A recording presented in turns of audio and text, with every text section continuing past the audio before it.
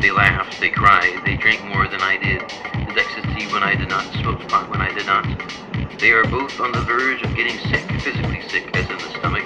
I love them, but I wanted to get away from them as soon as possible. Get them home quickly so I could be alone finally. All alone.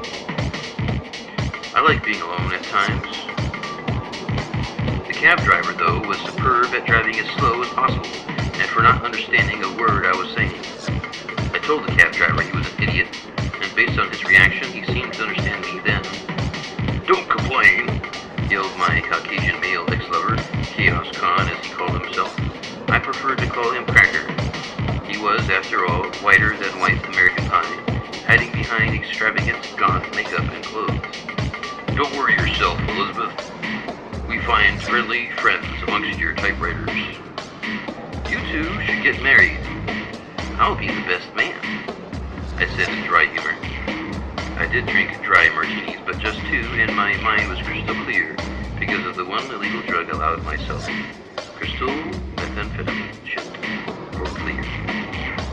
I'll make sure to smoke a lot of shit that day. "You should take and tape up your whistles of programs.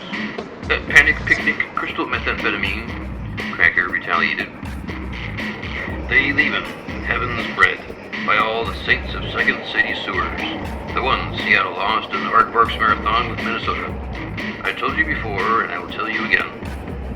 He always preached large doses of male authoritarian hypocrisy, but the message I was never clear of, for he never consulted any one philosophy, never contrived to soak any meaning from anything he read or heard, just whistled it to work and playing fields. He was an Athenian alcoholic, so an old school AA member, and an abusive one at that. Tonight he was especially ungentle, with no prospects of sex with either me nor with said female figure in the taxi cab with us, Hera, whose head had been on my lap, then Cracker's, then mine, then Cracker's again, back and forth like that since we first jumped into this prairie dog cab. "You panic from crystals." I panic? "You panic from crystals," I responded to Cracker's sermon, "because Christianity bore you a tyrant and called it paranoia and limp penises. Not my fault you could never get hard with smoking shit. I had other brothers in spirit who could." He was quiet, which meant I "Find dentist in Denver." He suddenly snapped free out of his brief and protracted silence in the taxi cab. "No, Cracker, I am not a dentist and I never lived in Denver. How many times do I have to tell you?" "Dinosaurs have something different to say about you and Dionysus. I heard the rumors." "Ha, you're being silly. Well, good then, be silly. I prefer that to your usual being boring." "You thought I'm boring most of the time? All this time? Even when we were dating?" "No." That didn't sound convincing. "Look, this is not the time and the location, Scout.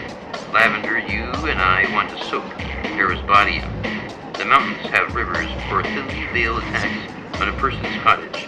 Even if they never had a cottage, at least their coin could be minted in missionaries." "You thought I'd still think I'm boring?" "No, actually, not really. I didn't and don't know. It's just then Justinian the judge and jury of Jehovah, and Jupiter and Zeus and Throckmorton appeared on the stage shortly after the rehearsal finished.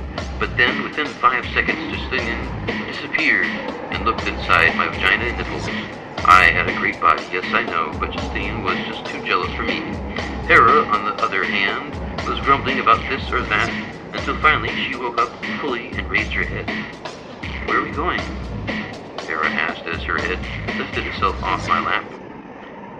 I thought she passed out completely a few times. "Where are we going? Where are we now? And where have we come from?" The 3 questions of philosophy, all sung by sirens of slutty smoothness in that silent century 20,000 years ago.